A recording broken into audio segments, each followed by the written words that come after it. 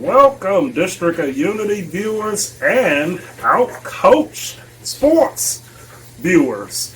This will be our first podcast on Outcoached Sports, and we're talking football today, and this will be the last on District of Unity, so you need to go and subscribe. I'll put the links below. I'm Carl. Yes. You can put the links, it's going to be fancy. Yes. The PayPal link and all of the links below. Mr. McLean has joined me again. One of y'all favorites. And we're just going to talk football. Mid-season review. Week 9. Wow.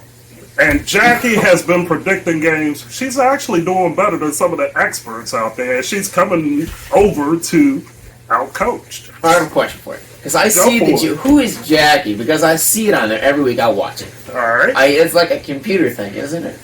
Jackie is AI. Oh my goodness, we're using technology beyond us. Yeah, she's AI. Okay, alright, I didn't know. But anyway. I thought that would be obvious the way she talks and so forth. Well, I didn't know what it was. I talked, I'm like, I see it, Jackie's week 8 picks. I'm like, okay. Where'd you come? Is it, did you create this? Where does the name Jackie come from? I just made it up. You made it up? Yeah, okay. Because I looked at her and she looked like Jackie Kennedy to me, so I just called her Jackie. Works for me? Yeah. So, and she's actually done very well with some of her picks. I was pleasantly surprised. So what is today? Saturday? Today is Saturday. Alright, today's Saturday, November 4th. Correct. So we've already started week 9. Week 9. Thursday night. I don't even know who played Thursday. Oh, yes. Steelers and Titans. I didn't even watch it. How does that work? Yeah, Steelers barely got out of the game, as Jackie predicted. Derrick Henry didn't get traded, did he? Nope. I didn't think so. He was in the game. No. Yeah, okay. Yeah. All right. So the Steelers did win. Okay. Yeah. I mean, wait, then who was on Monday night? Raiders and that's something we need to talk Detroit. about. Right? Yeah. Okay, yeah, because I'm like, the Raiders shit the bed again. But anyway, okay, so we're heading into week 9. We've been off for about 8 weeks. We're going to try to get more consistent with the content. About once a week, once every other week, once we get into a flow. So be expecting more content. So we can talk more specific on certain games and events versus just generalizing, which we're going to do today. And see, the thing with Outcoached is all sports. So you don't have to worry about no politicizing, blah, blah, blah. It's just all sports all the time. So, we're going to have fun with it. So, first thing I want to talk about, since you kind of halfway mentioned it, the Raiders. Do you think they should have made that change now, or it really didn't matter? I don't think it mattered. Yeah. I mean, the Raiders... So I don't know if you guys watched it. We did like a preseason right before the season, 8-9 weeks ago. Where we didn't rank. We didn't have the Raiders that high. No. Especially in the West. I think that I was higher on the Broncos than where they are. Oh my God! I was wrong. I was very wrong. They kind of righted the ship a little bit. Yeah, it's better looking at it now. You would have asked me 3 weeks ago. I was so wrong. Especially that 70-point game. Oh God. Oh God. What you think about that 70-point game, though? I think the Dolphins should have went for the record. I mean, you're going to score that many points, just go for it. Exactly. You're going to score that many points, go for it. Yeah. But you get humiliated like that, I think you just kind of wipe it from the brain and move on. And see, I don't know if you watched the game. I watched the game, in retrospect, because when I saw they put up 70 points, I'm like, I got to watch this whole effing game or whatever. They didn't do anything extraordinary to get 70 points. It wasn't like they just couldn't stop them. They just kept scoring, and they was just running their offense. Denver couldn't do anything, and they just kept scoring. It was like Denver literally couldn't stop them. Yeah. So, but going back to the Raiders, I think we had the Raiders kind of. The Raiders weren't. I think I had them either 3rd or 4th in the West. They weren't. They were going to win 7, 8 games, and they're just not, because they have a solid defense, but their offense isn't good enough to hold them up, especially after they lost Darren Waller. I'm going to tell you this. Any NFL coach that ever thinks about hiring Josh McDaniels again, that was a mistake last year. Give up your ownership immediately or even sooner. So, He's a hell of an offensive coordinator. That But goes. even that is somewhat questionable because you're seeing how much impact Tom Brady is having and how much he's had. Yeah. When you think about New England and you think about all of the struggles with Belichick, I know I'm over talking the Raiders. I didn't know if you was finishing. No. Yeah, you're good. But when you look at New England, it's like I think Belichick's best work was with the Giants and with Cleveland the year they went to the playoffs. They was 11-5. This was the same season as the 91 Skins when they won the Super Bowl. I thought Belichick had that team turned around. He was going for it. But outside of that, I never thought that much about Belichick except as a defensive coordinator. And even then, I had some questions about his defense because he never wants to get top-tier players. He always want to plug holes. He never goes for the long-term solution.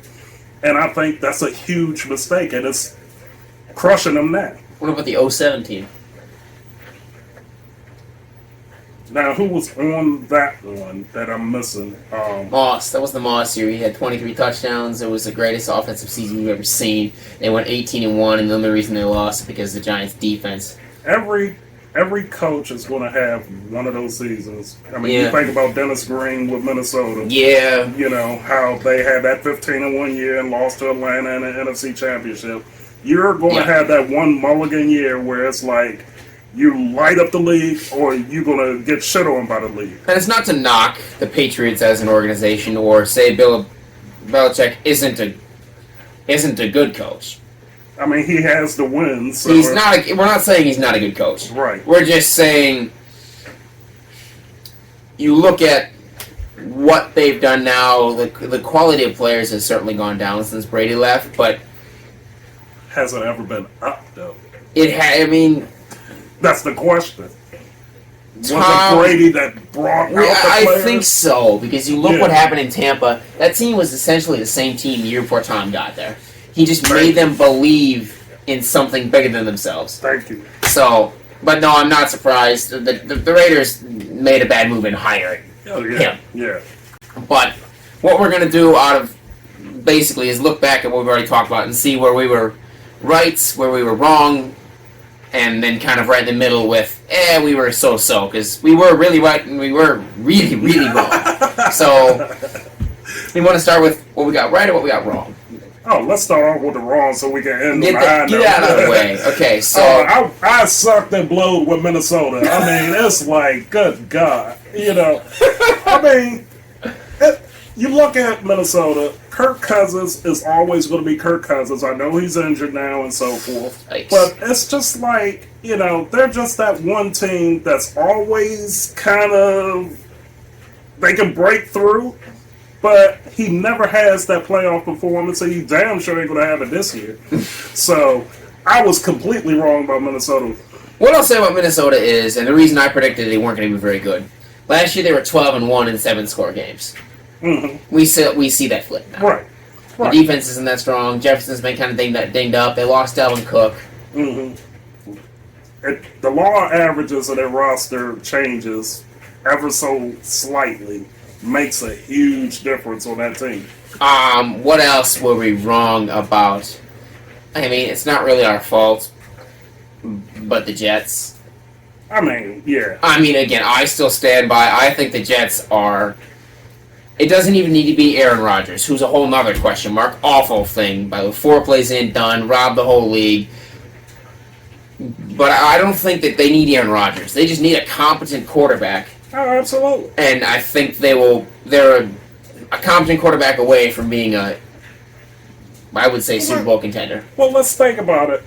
If Aaron Rodgers was there, they could easily be, 8-1? Did they have a bye already? Or I don't know. after he got hurt, I think he kind of turned off the Jets. I mean, so they could be like 7-1 or 8-1 if they had that. But I think they did have a bye week. Yeah, I do. So I mean, so that tells you a lot right there because the defense was there. And it's still there. And it's still there. Matter of fact, they actually kind of turned it around a little bit, even without Aaron being But there. thinking about the Jets too, obviously we were wrong. But I think the league needs to look at when something, and I understand you schedule the games because you want to see the star players. The league allows teams to have 5 primetime games. Right. You need to look at it, and when something like that happens, it's unfortunate, but it's also true that nobody wants to watch the damn Jets. Yes. Nobody wants to watch the fucking Jets when Aaron Rodgers, when he blew out his Achilles. You obviously can't take you can't take that game off the air. It's already on. Yeah, exactly. But after that, change the schedule. Nobody wants to watch the Zach Wilson-led Jets play 4 primetime games a year. You know, that's a hell of a point you're making. So you would like to see flex scheduling the entire year. There was a game that that's actually the pretty Chiefs. Good. Yeah. The Chiefs and the Jaguars played in week 2. It was a 1:00 game. And the Sunday night game that week was some terrible game like Pittsburgh and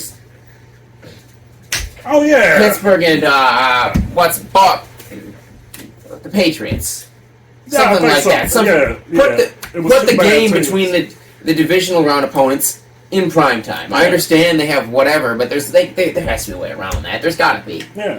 Well, essentially, like, after the first couple of weeks, they should just flex all of those games. And get them out of there, because people know, I don't want to watch this. I don't want, I think there's some sort of rule in place that Thursday night games in the NFL are not allowed to be good. I know. Because it's like you had the Bucs and the Bills play a couple weeks back on Thursday night. Think about it. We had to think about who just played Thursday night, Titans and Steelers. The only reason I know that it was the Bucs and the Bills is because I watched the Bucs. Right.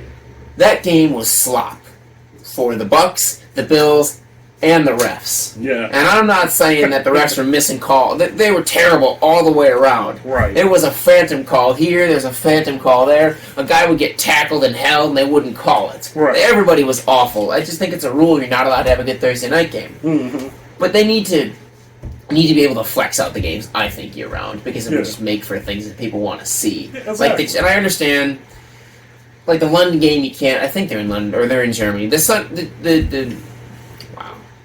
Dolphins and the Chiefs play this Sunday. And Germany. Is it Germany? Yes. I get you can't flex that, but if, for example, if that game was not in Germany and it's not the Sunday night game, put it as a Sunday night game. You can fix that stuff ahead of time. So let me ask you this. Let's make this interesting. Let's just say Thanksgiving. You have those 3 games on Thanksgiving. Would you flex those games as in terms of the times that they start? I wouldn't. Okay. Because of the simple fact that... So let's say you had Chiefs 49ers on the schedule, even though I'm just throwing out 2 I get what you're saying. And you have, let's say... Dolphins and Redskins.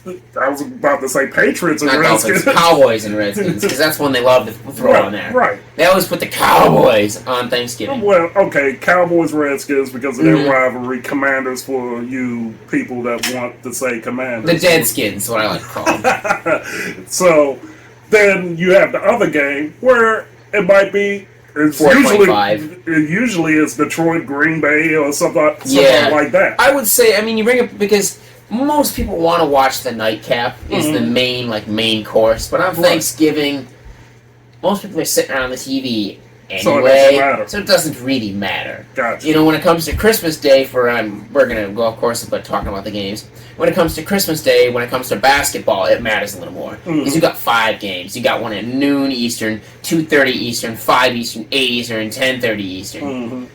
Which there's not a whole lot you can do flipping wise because you've got teams. You can do it for the last 2 games, but you can't put the Denver Nuggets on at noon. It's not gonna happen. But anyway. So that matters a little more because there's so many games. When it comes to Thanksgiving, they're at like 4:25 and 8:20. I don't think it really matters. So let's go from. Do we have another bad one that we? Well, I think that the Steelers. We were wrong about Steelers suck. They suck, but they're 5-3. They're somehow there. But you got to look at.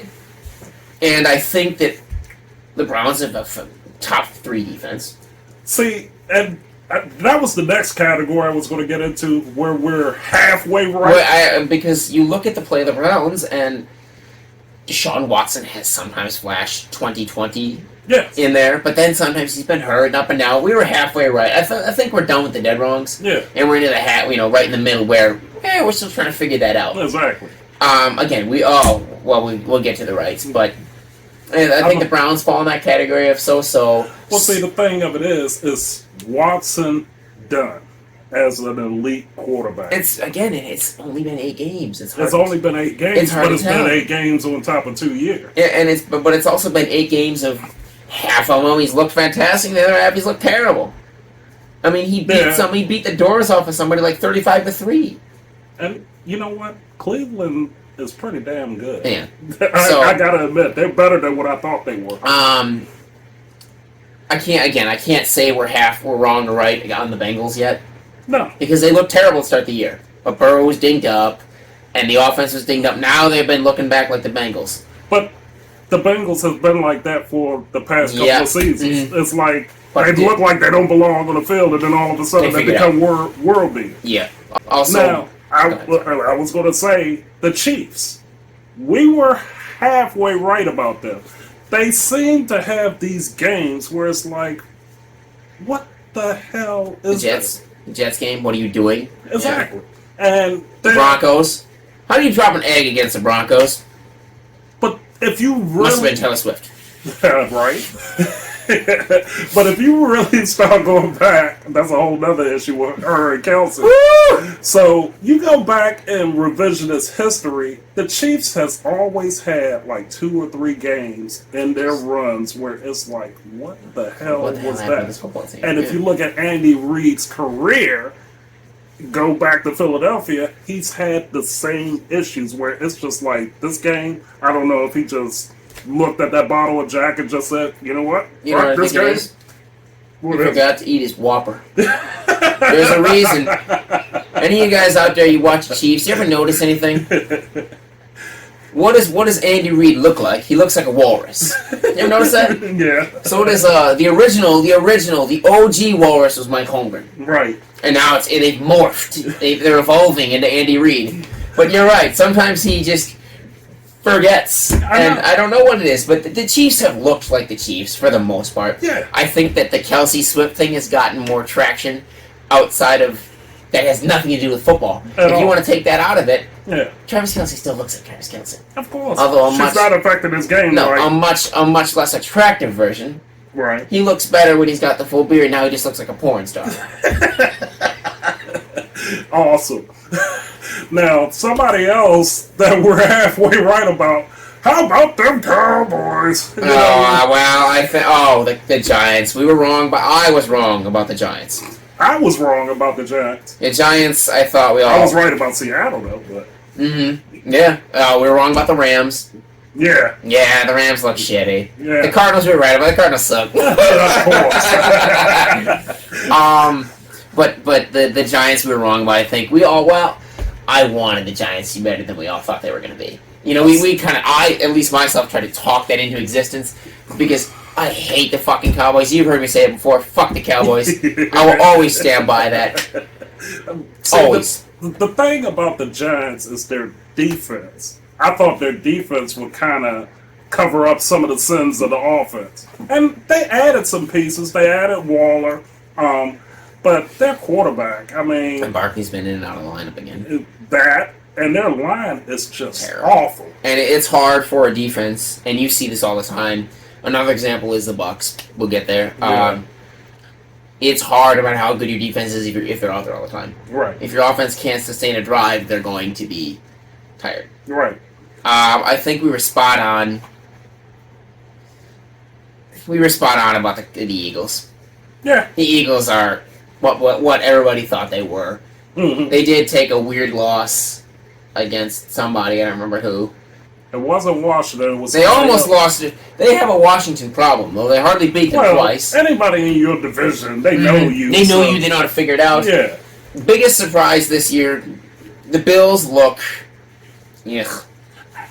I'm not surprised by that. We talked about that. We went in about the Josh Allen thing. Yeah, because I said Josh Allen is an Instagram model. He's just basically like somebody you look at on that picture, like, damn it, he would fit perfectly here until you realize that it's a hoe, not a housewife. And a lot of it is his gameplay because it's like he doesn't know how to slide. He wants to take contact. He's a running back playing. He's a running back playing quarterback. He needs to become more of that quarterback and be a little bit more decisive of how he ends plays. Yeah. And that's going to come in handy in the playoffs. When you're able to close plays the right way, it saves time on the clock. You have more plays to get in the field goal range to do what you need to do to win the game. That's his problem. Take care of the football. Take care of the football. And don't make the hero throw and chuck it 50 yards down the field. You don't need to do. And see that you just talked on a bigger problem after we talk about this. But I interrupted you, so go ahead. The Chargers, I think they were what we thought. They're exciting, but they're not that good. They're not. They're not. Do you think it's the coach? Do you think it's the defense? Do you think it's some of all of it? I think it's everything. Yeah. I think it is. And I think, again, Dallas has looked really good and really bad at times. As much as everybody hates to see it. Right. But the same result is going to happen until I'm proven otherwise. What about the 49ers? The 49ers, if you would have talked to me in Week 5, I would have said, oh, hell, they're the Super Bowl champions. Mm-hmm. They were 5-0, they could not be stopped. Mm-hmm.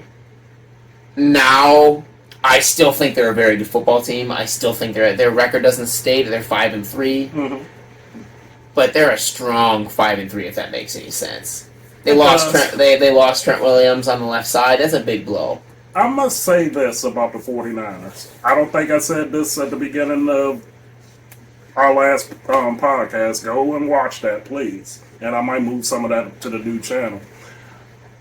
I don't think 49ers are as deep as some other teams. So injuries are going to really take that toll. Yeah. Trent Williams and Deebo Samuel. Yep. McCaffrey. I mean, look, we're talking about players that's like one of one. Yeah. So if you lose them, yes, you're going to lose. It's hard on any team. Right. But I think their depth is not as deep as Philly. Philly has way more depth. Yeah, nobody thought DeAndre Swift was dead in the water before he got to Philly. Right. That guy looks all world now. Yeah. So that's the thing that will kill the 49ers. But coming to if you put the Eagles and the Niners against each other, I still think the Niners can win that football game. Yeah, they can. I mean, and as long as they don't have key injuries, they should be able to go right through them. Not through them like they're going to beat their ass or whatever, but they should win in the fourth quarter. You know what I'm saying? Who else were we? We was right about the Commanders. So much for Eric Bieniemy, huh? I think Carolina they have one win. Yeah. But that doesn't state. Did you have them doing well? No, I had them win like 3 games. Oh, okay. But that doesn't state. I don't think that there's 0-6 is 0-6. Right. But there's a difference between getting blown up by 40 and being in football games. Yeah.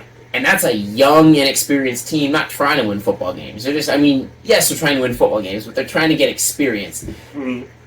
And I think, though, even though they're 1-6, there are a lot of positive signs coming out of Bryce Young. Yeah. Just like there's a lot of positive signs coming out of C.J. Stroud in Texas. Yeah. When you're a first-year quarterback, you want to win games, but typically you're not going from 2-14 to 13-4. Well, he's playing like he's been there for 4 years. So I think that team will eventually turn it around. So biggest surprise for me. You read my mind. Go for it. Is Miami. Yeah. We thought Miami would be good. Yeah. I don't think anybody thought Miami would be this good. They look mad and good out there because the thing of it is, look, I said it. I heard you say it. If Tua can stay healthy, he can put up those numbers. Yep. But the whole key, I think, with Miami is that he's getting rid of the ball a lot faster now. Because I think when he was getting hurt before, he was holding on to the ball. I think they just took the offseason as like, look, if it's not there, just get rid of it. Mm-hmm. do not hold this ball. And see, that's beneficial for him because if he's not taking those hits like that, when he does take a hit, because he will get hit, it's not the same as you're already hurt and you taking a hit. And taking another one, and another one, and another one. Yeah. That becomes concussive. And if you lose that, and you get hit hard on one of those plays, now you're getting up and you're able to play, not staggering around and all this thing with his fingers. Man, that thing was like, what the hell was that? Looking like Rocky Jr. Balboa in that Rocky 3 with that cut me neck.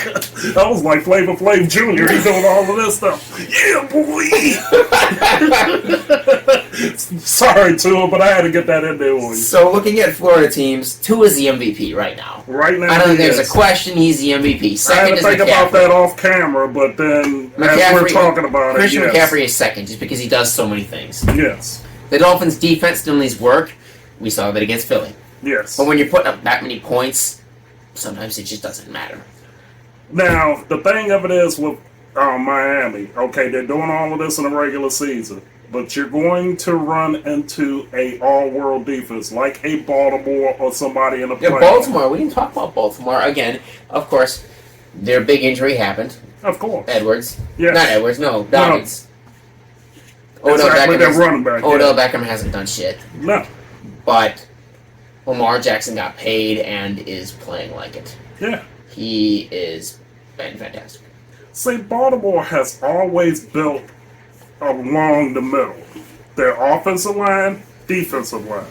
That is something that Baltimore has always done. So you can kind of plug and play a lot of people around that. Mm-hmm. And that's how you build winners. The Titans used to do that. Yeah. That's why they're 3-5 now, because they haven't done that. No, they need a new quarterback. They need a lot of things. But see, if you have a line on both sides of the ball, that covers up a lot of stuff. Yeah. But look at Lamar. Lamar last year, and Lamar and Josh Allen were very similar a year ago. Yeah, I would say that. Lamar now, he's running, but he's not running to run. Right. He's running to throw. Right. And he throws that football and doesn't take... That's not to say he doesn't make plays with his legs. He still does, running the ball, but he's smarter with it. He's turning in the Elway now. He's becoming more, and he's figured it out, which is good, and that's why you see that team. Exactly. But back to the Dolphins, and, since we're in the Florida state, the Jaguars started slow. Yes. I think they turn it around. They haven't really had that big statement game that says... we're here to do, but they've still looked really good at 6-2. And if they started 0-1, then they had the Chiefs at home, and their defense played fantastic in that game. Their offense did not show up. No, it was like 13-9. That would have been their statement game. But the Dolphins, not the Dolphins, the Jaguars are right where we kind of thought they were, ahead of the AFC South, in a position to host a playoff game. And who knew? Trevor needs to come out and have that one game. Yeah. So one of the things that I would say why some of these starts are happening this way, and why some of these teams are starting to step up a little bit, that preseason. There is no preseason. There's 3 games, and you get. Sorry, I interrupted. I do that a lot. Go ahead. You're saying what I was about to say. It's like preseason is not even for the veterans anymore. No. You literally have all these rookies and people that's not going to make this squad out there taking up space. If you're going to have something, at least do the first 2 games with the veterans. Have that third one, see what else you have that you could add to your 53-man roster, and go from there. Because your off season, you're doing workouts, but you're not doing targeted workouts. Yeah. You're not getting to know your team and your people, right? And relationships matter, especially with the quarterback, receiver, the linebacker, safety. Those are the intangible things that a lot of folks don't see. That's how you develop a strong defensive team, a strong offensive team. If I know that this Mike linebacker is coming here, and I got my top receiver in the slot, kind of like how Troy Aikman and Michael Irvin used to do, I'm looking at you, you see what I'm saying, you make that slant, I'm going to hit you right there. Sight unseen. You don't have that now because a lot of players are moving. A lot of hybrid offenses are out there, and you don't have that timing yet. So, And you're getting it during the season. During the season, and it takes them 4 or 5 weeks to get going. Exactly. And that's and then you look at, the Chiefs have kind of looked like you said, weird games here and there, but the Chiefs come week 3 look like the Chiefs always look like the Chiefs. Of course. Detroit has been, I predicted Detroit would be good. I didn't think they'd be this good. Oh, they're phenomenal. I had Trevor Lawrence as the MVP. That's not happening. It's Tua. Yeah. And the NFC South, which we have not touched. Well, we have. We talked about the Panthers. All right, the Saints. We were halfway wrong about that. Mm-hmm. Okay. They're At in least it. I was. They're in it, but they're not. But the No. division's so bad. The division is bad, but the Saints have a very strong defense. They have a top 7 defense. Yes. And that's what's keeping them in these Yep. games. And a bigger point that I wanted to make about all of this that's going on is the coaching. I think the coaching is awful this year. Yeah. I think not just in New Orleans, in a lot of places. That's the coaching my is bigger awful. point. That's my bigger point. It's like the coaching is terrible. And also the quarterback play, for what it's worth, is terrible overall. Okay? You have the Lawrences, you have the Herberts, you have, And even he hasn't looked that good. but see, that's the thing. It's like you're getting talent over gameplay. And where they're terrible at, this could be on the coach, it could be on the quarterback. Situational football is terrible right now. Oh, God, yes. That is the big thing. You're looking at big plays. If they don't have the big plays, they're not running the ball. They're not doing the small stuff to keep time of possession, extending plays. That's what football is about, is to win that game. Perfect example. We just talked about it. Denver and Miami.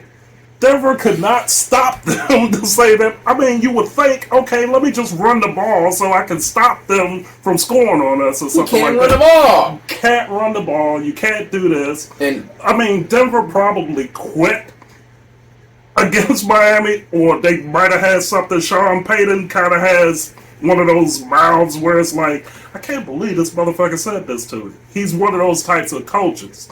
But for players to be that sensitive to sit over there and quit on that game, they've righted the ship a little bit.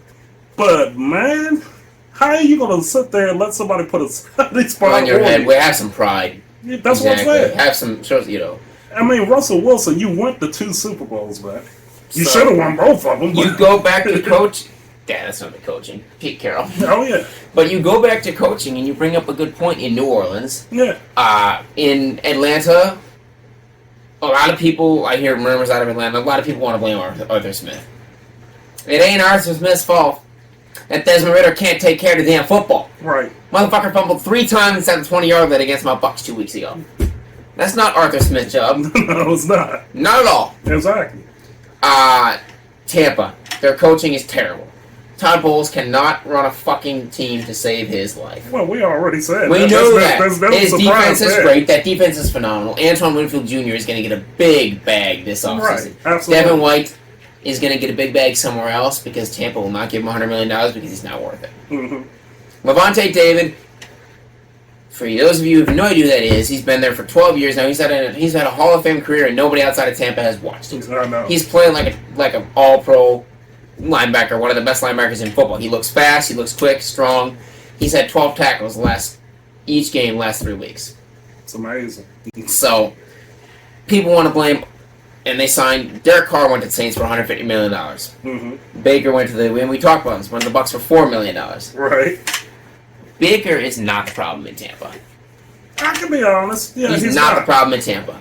It's amazing to watch the Bucks now that they have a quarterback who can run. Mm-hmm. That guy runs around ducks, and it's really entertaining. They have no run game. That's the one thing I said on this podcast. If the Bucks want to be an upper-tier football team this year, they can't have the worst run game in football. They have the worst run game in football. Again, it's terrible. You can't put everything on your quarterback. Doesn't matter. We saw that last year with Brady. We saw it with Baker this year. You can't do that. It does not work. It tires out your defense, and that's where we're at. Todd Bowles, to me, is like, the defensive version of Josh McDaniels. It's like, I feel like He belongs as a DC. if you're going to be a head coach and you're elevated to a head coach, and whatever your weakness is, you better hire your weakness. If you don't want anything to do with that offense, and I feel like if you hire an offensive coordinator, don't overrule him all the time. Yep. And that's what I'm starting to see with Tom Bolts. You see, because Dave Canales came from Seattle, you will see his genius on some plays that gets Godwin, it gets, and Baker makes a great play, and then you'll see Bowles come in on 1st and 10 from the goddamn 1 yard line and decide to run the football. Right. And you get a safety. And you or can tell that's a That's Bowles. Todd. Yeah. It is. It's not Dave. It's not Canales. That's Todd. You can't do that. Just like with Josh McDaniels when it comes to the defense. Yep. When it's situational football, you're not a defensive coordinator. You may know that certain defensive looks will come in certain downs and certain yards. You are an offensive guru. Stay on that side of the ball. Let your defensive coordinator call the right defense. Don't overrule every time. And there's a reason that certain guys belong as head coaches and certain guys who belong as coordinators here and there. Mm-hmm. And that's with any job. Mm-hmm. I work on the pickup at Walmart. Mm-hmm. I run the pickup department. Mm-hmm. I have no idea how to run stocking and features and things like that. Right. I don't know how to run that, or registers. Right.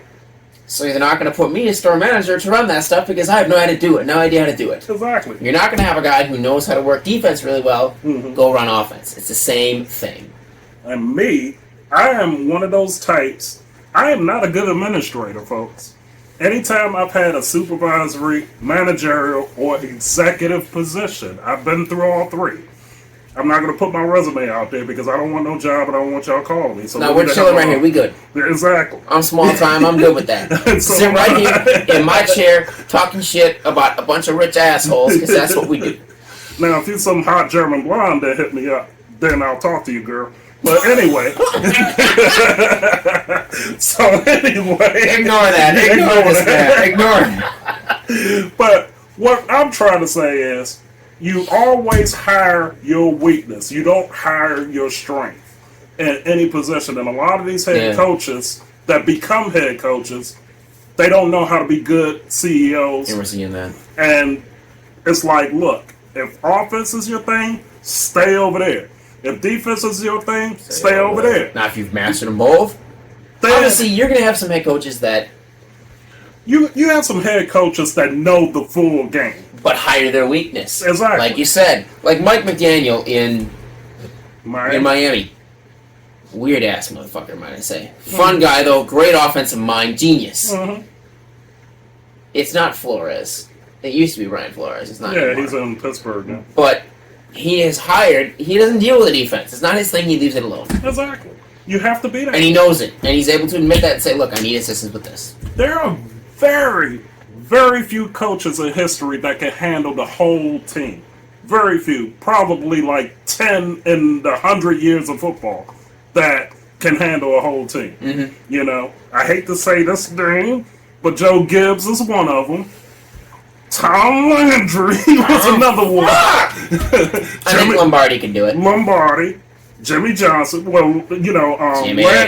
Landry and Lombardi, they came from the New York Giants. Yeah. One was the offensive coordinator, one was the defensive coordinator. But they figured it out themselves. Exactly. By the way, the Packers, I love my Packers. But again, they're a young team. It's too soon to just say Jordan Love's not it. You know what I mean? There are signs there. Right. So who knows? But I'm not expecting a lot of that team. I mean, that's another thing that's the problem with today's NFL. Everybody's, after 1 week, let's freak out and anoint the guy that... Or chill, even one season. Man. I mean, even one season. Now, for example, there are certain guys that you just know, okay, they're not that good. Yeah. Like Drew Lock. Drew Lock's not the guy. Drew Lock is not the answer. Right. He's not the answer. Yeah. For some of you old school people, Heath Schuler, But I think it's a little... Desmond Ridder doesn't take care of the football. Right. But it's just now it's different if he's on a championship team. But you know, But on the team that he's on, I think it's just a little bit different to pull him off that field now. Let him breathe a little bit. you know who used to be that way that couldn't take care of the football? Peyton Manning. His first year, he was. And then look, he was awful. that team was terrible. They were 2-14. What did they do the next year? Went 14-2 and won the whatever division they were in. It wasn't the South at that point. I think it was the Central. Or and Edgerrin James was a running back. I remember that. Yeah, I mean, so it can be turned around, but that's what coaching does. You know, pull them off, and then of course the media freaks out. But I lost my train of thought. 100%. No, because he was talking about, well, I kind of forgot, but I mean, it's kind of on the same line. It's a certain level of patience that you have to have. Yeah. I'm back. So you want to go? Oh, no, I'm back. I'm just back in. I remember now. We were talking about the media freaking out about pulling these guys off the field or firing this guy or firing that guy. Right. There are certain things that you know, okay, this is this or this is that. And you're not going to, like... And then there are times when people wait too long. Oh, absolutely. Justin Fields is not the answer in Chicago. Right. He's not. We've given him his time. He's out. But then what is your option that you go to? I don't know. Be better. Right. You're going to be shitty enough. You can go get some Drake May. Right, true. You're going to be ass cheeks. If they don't sit over there and trade their picks now, because then they trade, what was that, a second rounder for Sweat or somebody from Washington? Yeah. And I'm like, but really? Look at Jared Goff. Yeah. Jared Goff has completely turned around, and he's not an all-world quarterback, but he's exactly what that Detroit team needs. Well, that's all patience and who's running. I mean, again, if the Jets had Jared Goff, they'd be a Super Bowl contender. Yeah. And here's another thing: if the Raiders had just kept Bisaccia, how much different that team would have been. Instead of going for the gold, you had a guy that wanted to coach. They loved the guy. The team liked him. The players liked him. They was playing out of their mind for him. Made the playoffs, and he still couldn't get the job. Who are you hiring as head coaches? Yeah. That's stuff that you have to think about as an owner. So, is there anything else you want to add before we kind of go into our wrap up? I have nothing else because basically, that's the biggest thing. It's like situational. That's what we see after 9 weeks. It's not players playing. There's nobody that stands out to me that says, "Yeah, they've been just fucking awful this year." There's nobody that stands out to me that says that. Right. When it comes to big name guys that have been terrible. Yeah. I mean, Russell Wilson is, but there's nobody that says it comes down to coaching and, like you said, coaching and above stuff. Mm-hmm. So that's what it comes up to. So we'll head into wrap up. Yeah, absolutely. So, have we covered everything that we? Oh, one side subject. Dion, what kind of impact do you think he's actually having? Well, when he first got college football. We're just talking about college football. This is sports, whatever. So it's a good question. That's a good food for thought. The first impact that when he first got hired, how did you feel about the hire? And then when he had the upset over TCU, even though they were bad, they were still ranked. What was they like 12th or 13th? Or yeah, we don't want to talk about their bad though. Yeah. Yeah, but. And now, what you're seeing now. Okay, here's what I've seen. When they hired him, I was like, yeah, okay, they hired him, whatever. Mm-hmm. He coached at Jackson State or something. Mm-hmm. It was Jackson State. Jackson State, yeah. Yeah, a small school, whatever. Yeah. Then he went to Colorado, which is not like a huge school, but of course, because he's an ex-NFL player, got big headlines. Mm-hmm. Then he had an upset win over TCU, and the whole world was after him. Then they had College Game Day and everything week 2 when Colorado State played there. Right. And they made all this and all that. Colorado won that game in overtime. If Colorado was as great as everybody thought they were, they would have blew them out of the water. Mm-hmm. So I think that he's having a good impact on the kids that are there and bringing players into the school. But I also think it's a lot of ESPN media coverage and slander saying, okay, so this is Deion Sanders. Let's just go cover him with everything. Because they haven't really done anything since then. No. They've had some bad... They got blown out to Oregon. Yeah. I mean, they almost got shut out, yeah. If you're really that good, that doesn't happen. No. The only reason that they're getting any coverage is because of Deion Sanders. Right. Meanwhile, Marvin Harrison Jr. is tearing it up at Ohio State. And you hear about it, but you don't hear about it nearly as much. I think that benefits him. because it's like when he gets drafted and he goes to that team, he can do it under the radar, and then it's like he's going to be a world beater for whatever team. So I think he hasn't. It's more of a media impact than it is a football impact. Let's see, and I did a video on Dion when I compared him, and I talked about all of that with John Thompson and stuff like that. And I had a caveat there is how does he handle losses and how much of that he takes away from his star players and so forth. Yeah. The biggest problem with Colorado is their defense. They have no defense. Yeah. And they really don't have an offensive line. So once he addresses that, if he does, then let's see how you play with a good team. Because, again, it's too soon. It's too soon. ESPN jumping on the hype train in week 2 or 3 or whatever. It was early. Yeah. And I'm not going to sit over there and say, oh, yeah, that was the greatest hire ever, just like I did in that last video. I'm just saying the impact that he would have will be like another star player having that type of authority over a team like that. Then you will see what's going on. So, I'm wrapping up. I have nothing else. Do you have anything else? Now, why don't we look at, so, we're going to be back, probably, I want to do one next week. Okay. We can sit down and forget that. Anyway, we'll go into looking back on, let's just kind of do like a mid-season, because, so we don't have to talk about it next week, we can get into specific games. You know, our original rankings, how do you want to change them from then to now? What do you think you have at the end of the year? For example, like my MVP prediction in week 1 was Trevor Lawrence. It's not happening. Right. Obviously, the easy answer is Tua. Right. So that's my prediction for MVP. Right. I still think that it's going to be Chiefs-Jaguars in the AFC title game. And I'm not changing anything. you're still sticking. No, I mean, well, look. Niners-Eagles. We're going to do revisionist history, but in terms of what we picked at the beginning of the year, that's what we picked. Let the season develop, and then we'll go back, and then we'll go forward and say, okay, this is what's going to happen when these teams play. Because, you know, it's kind of like you get married, you're not going to sit over there and go back and say, well, I had these 5 other girls that I could have married, and I chose you. I mean, that's bullshit. But basically, we're just going to come on this channel, this new channel, Outcoached, and we're just going to post a whole lot of stuff. It's going to be some shorts. It's going to be some, commentary, and, we're going to have fun with it. I mean, McClain is going to have some stuff to say. I will have some stuff. There may be others that may join us. Special guests. Stay tuned. We're very popular here, folks. We're just going to have fun with it. So, yeah, we're going to put up an Instagram link, and we're going to follow the channel, like, share, and subscribe, and let's have some fun, folks. And until the next time, peace out.